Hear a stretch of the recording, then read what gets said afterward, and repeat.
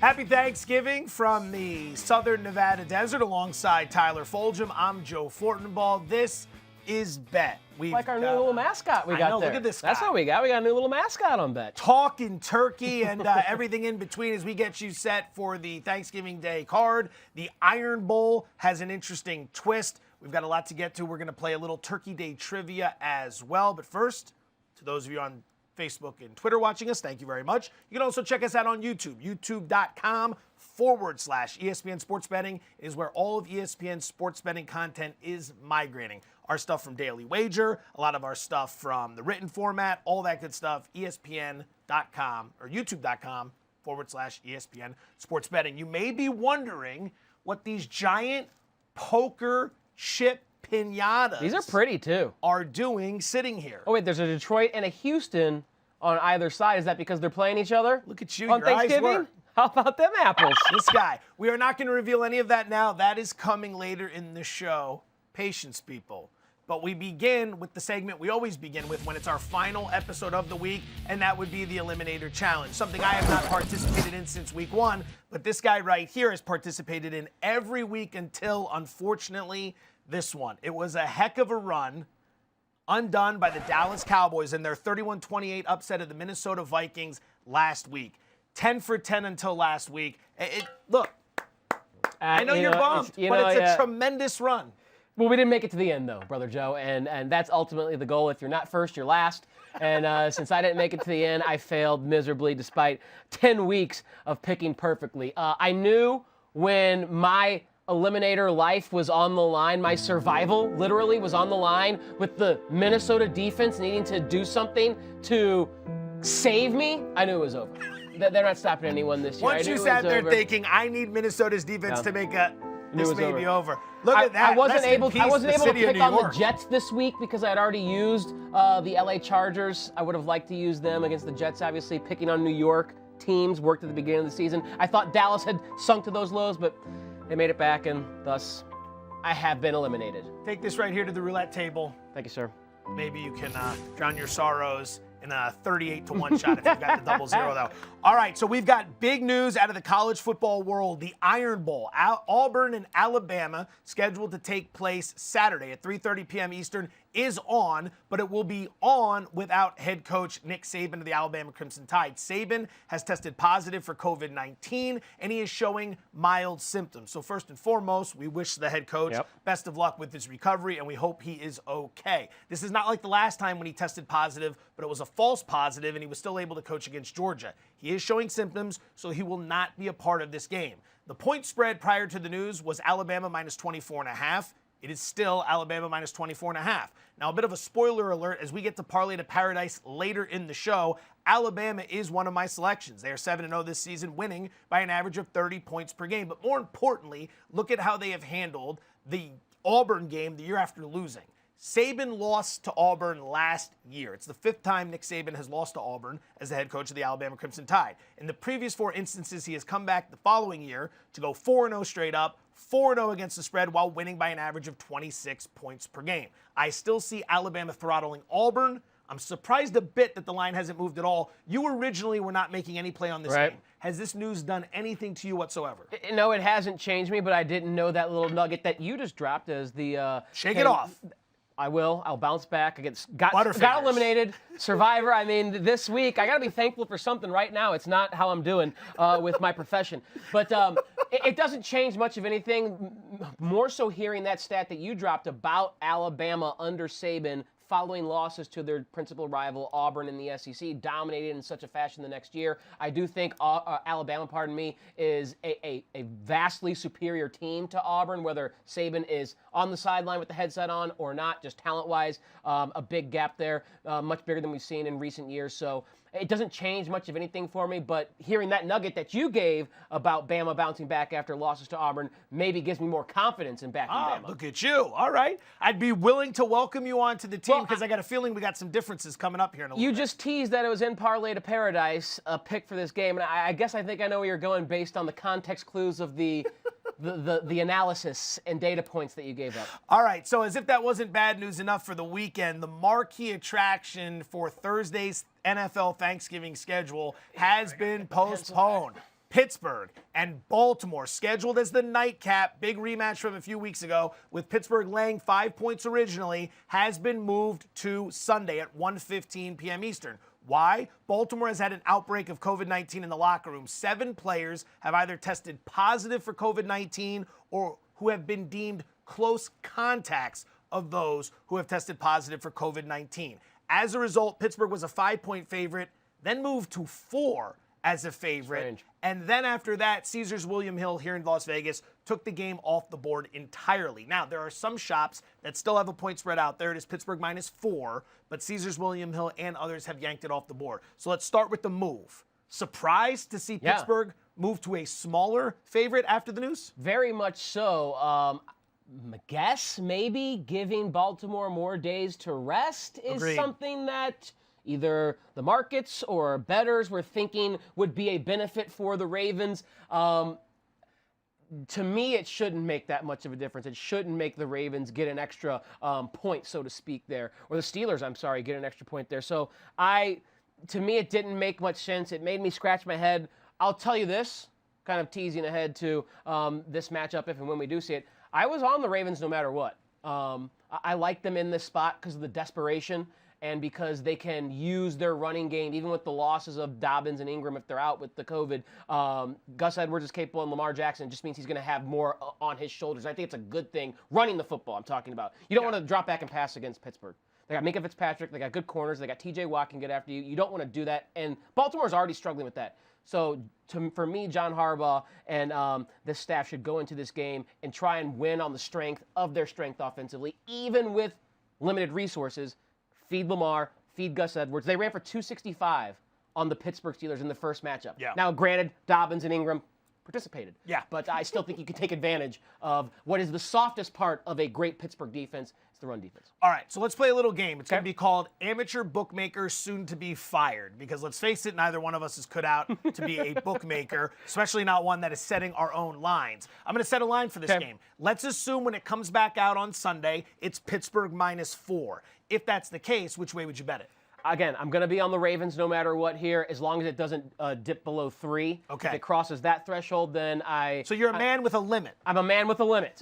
And sometimes, depending on the topic of conversation, that's not always the case. But when it comes to betting this particular game, yes, I will set a limit on my investment into the Ravens. Like I said, again, desperation. They have the strength on their offense to try and make it muck it up against Pittsburgh, and hopefully their defense can make a play or two against Ben Roethlisberger. This is what I was hoping for. Well, here we go. I got all officially roulette bet. No, I got all the roulettes, okay? Right, so I'm going to toss you one there, Boom. brother. Roulette bet number 1 right there. I will be taking the Pittsburgh Steelers if the line comes back out at 4. Something's wrong with Baltimore's defense. First 5 games versus the last 5 games. First 5 games, they're giving up about 15 points per game. They're averaging 2 takeaways a game. Outstanding. Last 5 games, they're giving up about 24 points a game, averaging 1 takeaway per game. They feel like a team that's starting to lose confidence. There are teams that go through rough patches. Then there are teams that are destined, or at least believe before the season starts, that they're serious contenders for the Super Bowl, as this team believed. And when things start to go against them, suddenly the locker room could fall apart just a little bit. Meanwhile, Pittsburgh just motoring on in its lane, handling its business, as always. It scares me a little bit. The weather was supposed to be a concern for Thursday's game. I don't know what it looks like for Sunday. I lean to the Pittsburgh Steelers. You and I are against each other on one of these games. I'm going to write these down because I always forget when we come back next week. He's got a pen and a notepad today. He's ready to go. Steelers. We're on Oppos. All right. Finally, actual games we can bet on, beginning with the appetizer on Thursday, as it's going to be the Detroit Lions, a Thanksgiving staple, hosting the Houston Texans. Houston is coming to Detroit, and they are laying 3 points, total of 51.5. Get a load of that. That looks nice. Is that a tomato Like a bisque or a bisque. butternut squash Like a soup bisque. of some sort? Yeah. Well, Nice. let's start with this. We can finally actually lay out some props and bets Okay. here. The show is called Bet. You are one of the kings of the prop market. What are you thinking for this game? You got something? Okay, I do have a game pick and I do have a prop pick. Start with the props. For this, I'll start with the prop here. Will Fuller anytime touchdown plus 125. You're good at these. You had Taysom Hill I had last week. Taysom Hill last week, and so let's just try and ride the wave here. Randall Cobb and Kenny Stills likely out for the wide receivers, shrinking the shrinking the kind of focus for Deshaun Watson. He has Fuller, and he has Brandon Cooks. It's lovely music. Is that what's distracting? I lovely hear music. The elevator music's fantastic. I feel like I'm at a very first-class buffet. Cobb dealing with a toe. Kenny Steele's dealing with a quad. Now, before the last couple of games, he's been out of the paint, Will Fuller, in each of the last 2 games. But the 6 games prior to that, he caught at least 1 touchdown in each of those 6 games. Okay, so Fuller is the guy who gets into the end zone through the air for Deshaun Watson. Brandon Cooks, a smaller receiver. He makes big plays in the 20s, but you get in the red zone a little bit, you're looking at either Akins or Will Fuller. And then we have an elite passing environment here. We're indoors for Deshaun Watson. No weather to worry about. An EPA, elite passing EPE environment. Indoors for Deshaun Watson. The Detroit Lions can't rush the passer, and Deshaun Watson's quarterback rating from a clean pocket is 5th in the NFL. They don't have David Johnson. Duke Johnson hasn't been good, so smart coaching, just put it all on Deshaun Watson's big shoulders. I get that. Put it all on Deshaun Watson's big shoulders to score points, and he did that against New England when he trucked someone at the goal line. Deshaun is playing fantastic ever since Bill O'Brien now gets to yell at the clouds in his front yard while he's mowing the yard. But I do think Watson has a big game and throws 2 or 3 touchdowns. Who's going to be the most likely recipient of that? To me, it's Will Fuller at plus 125. Love the value. I like it. I'm a little bit of a different thought process here for props. I'm going to go with the Lions to win the first quarter. We don't have time for a full bet. You want to smell the food. You want to mingle with the family if you're able to meet with some of them. Obviously, we're all trying to be very safe here. But the Lions have surprisingly been very successful in the first quarter this year. They're 9th in the NFL in first quarter scoring. They're 11th in points allowed in the first quarter. I wonder where Houston ranks. Not very good. 28th in first quarter scoring, 18th in first quarter points allowed. In this situation, I've got the Lions plus 110, somewhere in the market of plus 115, if you can find it, to win the first quarter. Now, if it's a tie, it's a push. Okay. Houston's a favorite here, so I am going to go ahead and take the Lions to win the first quarter at plus 115. Okay. Flex. Game pick time. We're already against each other on the Ravens game, which has been postponed to Sunday. Where are you going here? Houston is laying 3 on the road. I like Houston. I will lay the 3 on the road. Again, Kenny Golladay might miss this game, lowering the ceiling for Matt Stafford. He's dealing with a right thumb injury on his throwing hand. That's not good. Is DeAndre Swift going to play with concussion protocol? These are things we don't know. Deshaun Watson is healthy. We know he has Laramie Tunsil now coming back, his big left tackle, one of the best in the game to protect his blind side against an already awful, abysmal pass rush, the better quarterback, the healthier team. And again, they've won 2 of their last 3. They're starting to turn things around. I'll take the Texans lay the wood -3. That would lead to roulette. I was going to give you another one because I'm still stacked over Quite all right, Butterfingers. Quite all right. I'm going to go with the Detroit Lions in this game on Thanksgiving, catching the 3 points. A little bit surprised here. Houston laying 3 on the road. They're dead last in run defense. They're dead last in takeaways. They've only forced 5 turnovers all season, and they're 23rd in scoring defense. They're also 1-4 on the road against the spread, as well as straight up. So they're going to go on the road on a short week and lay 3 points. If it was against the Jets, I would understand. If it's against the Lions, gives me a little reason for pause. Now, the reason behind a lot of this, I believe, is the fact that Houston just beat New England, which is a big win, and the Lions just got squadooshed at Carolina. But therein lies the rub. Over the last 5 years, teams that have been shut out in the NFL have come back the next week to go 17-5 against the spread. Give me the Lions plus the points at home. They were embarrassed last week. It's Thanksgiving. It's their day. National television. Can't say I feel great about it, though. I mean, it is the Lions. You back the Lions. After all. Not much confidence in that. No. From our Thanksgiving appetizer to our Thanksgiving main event. Yeah. The main course, it's going to be the Cowboys of Dallas against the football team of Washington. Cowboys laying 3 with a total of 46. Props galore in this one. But before we get to that, do you see the winner of this football game? And there has to be one. No, and not necessarily. Like Philadelphia and Cincinnati. It comes to the NFC East. Is the winner of this game the favorite in the NFC East? Well, no. My answer is no because feels like there's more. The reality that I'm creating is the winner of this game takes the lead in the NFC East, but then the loser of this game on banking on a soft schedule down the stretch, weeks 14, 15, 16, and 17, comes from behind and wins the NFC East. It feels like you're inceptioning yourself right now. Well, as if you planted a thought, but you need to go 3 layers down to get to it. So I kind of did because, listen, we've been talking about the NFC East all year long. We've had who's going to win the NFC East topics of conversation on Daily Wager on Bet like every other week. Yeah. It's just driving me insane. The division, like, you can't fathom the reality of how crazy it is and how stupid the teams are and how inept they become. So, you know what I did? I created an unlikely scenario, a stupid kind of scenario in my head, and said, it's the NFC East. The stupider my scenario is, the more likely it's to happen in this division. So that's kind of what I'm doing here with this division. Well, I've had it up to here with the NFC East. It is 2020, so if something like that is going to work out, I don't think many people would be surprised.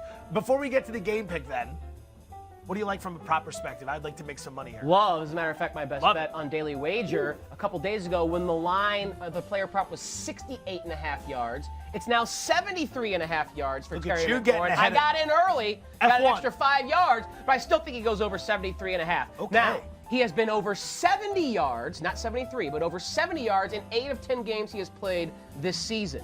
Okay, 73 would be 7 out of 10 games he has played this season. Dallas is allowing the second most fantasy points per game to opposing wide receivers, so a great matchup against a soft secondary. McLaurin leads the NFL in air yard share at 43%, and he leads the NFL in yards after catch at 424. All these things add up. Great matchup. He is the alpha, the guy for Alex Smith, whoever's throwing the football there. Terry McLaurin has been awesome. Ever since he stepped foot in the National Football League, he has been awesome. I think in a soft matchup, he goes berserk, gets over 73.5 yards minus 1. Okay, I like it. I like it, especially since you got ahead of it with Daily Wager, and now it's moving up a little bit. Look at you moving the market. I am going to lay a little juicier, juicy fruit type pick. I'm going to lay minus 150 on Andy Dalton to throw an interception. Okay, yeah, I like that. Why not? Do you really need some analysis as to why the Red Rifle is going to throw an interception? He's done it in every start this season.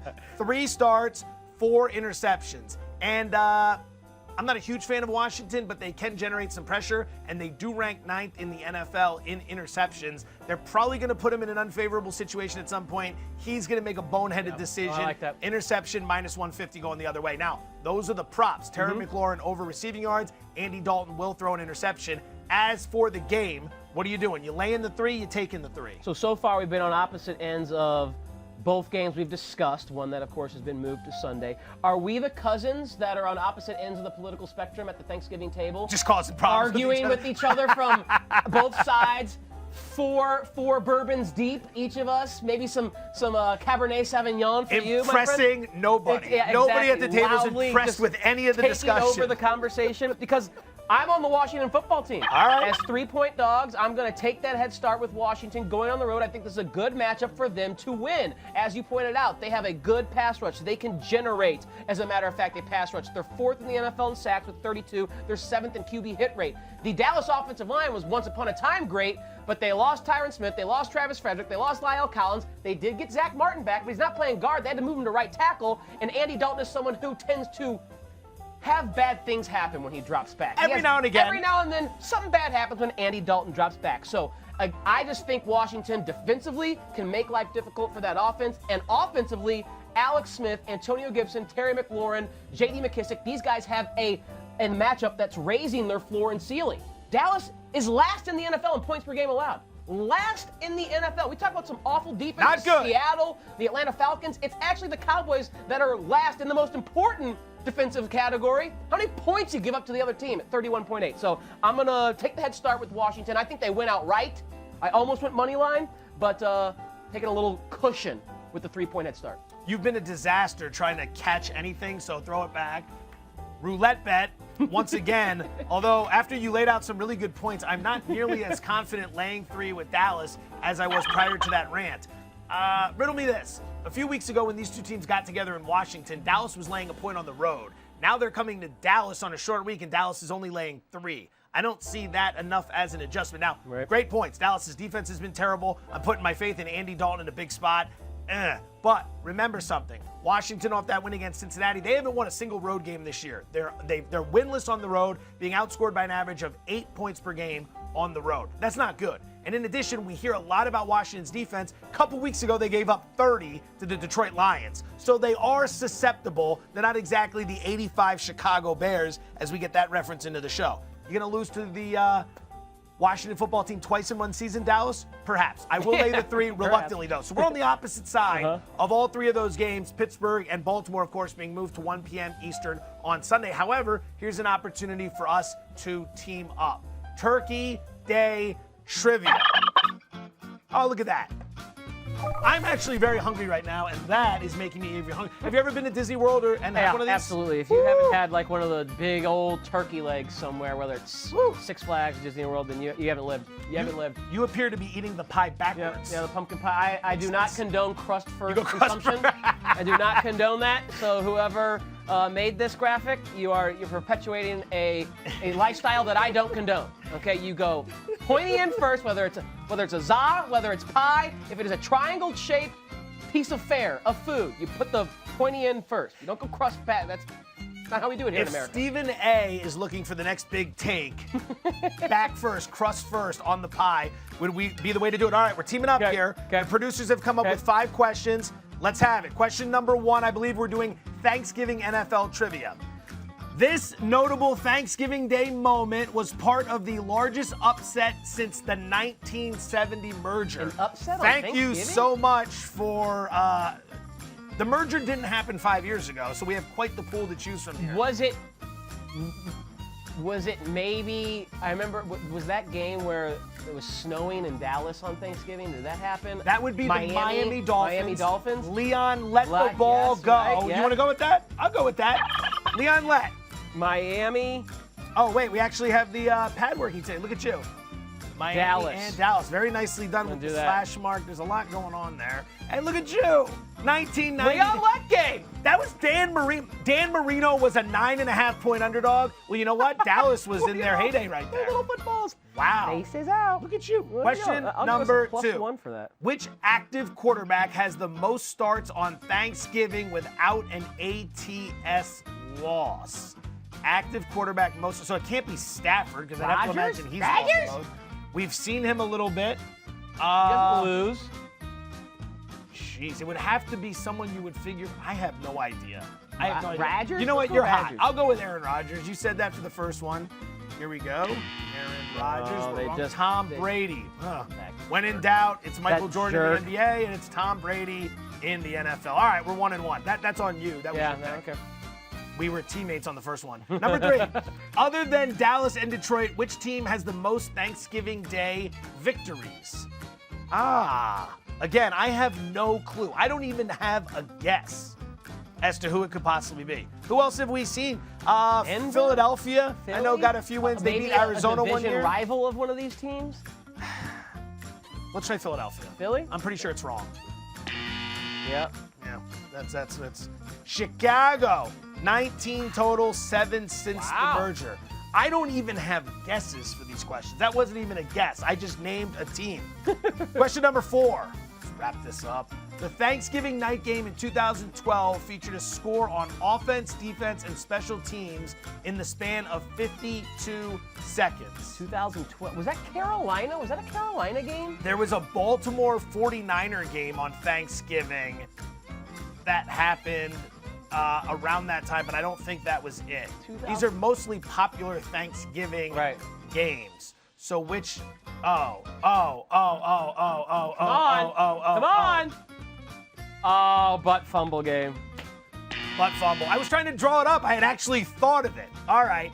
I had no idea that was even a Last Thanksgiving question. game. Mark Sanchez, God bless you, co-worker of ours here at ESPN. We love you, Mark. Yeah. We don't come up with these questions. It's the producers. We just answer them incorrectly.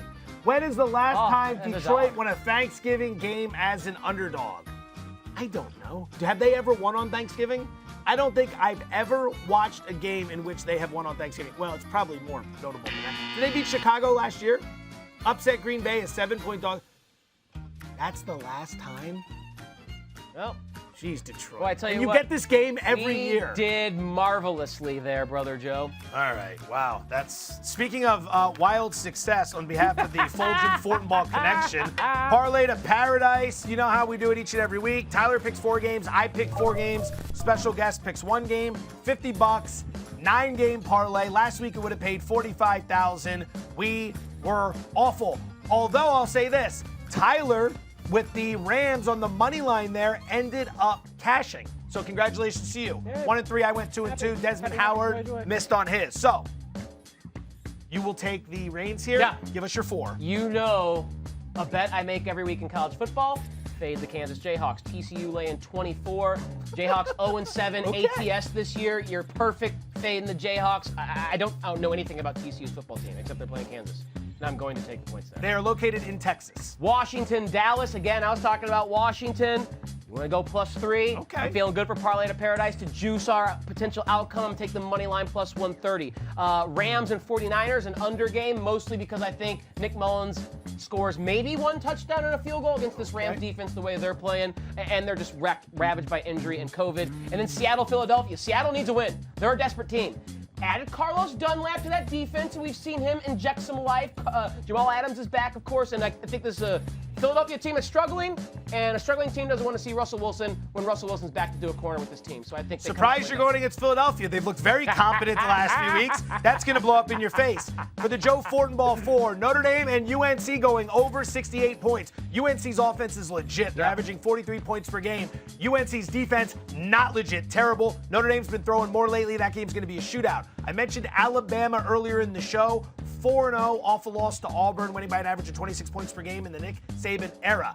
LA and Buffalo, that's the Chargers. Not the Rams. Yeah, The Chargers going to Buffalo, terrible spot. Get a load of this. Since the merger, rookie quarterbacks on California teams are 1-14 in the Eastern time zone. We saw that with Herbert 2 weeks ago in Miami.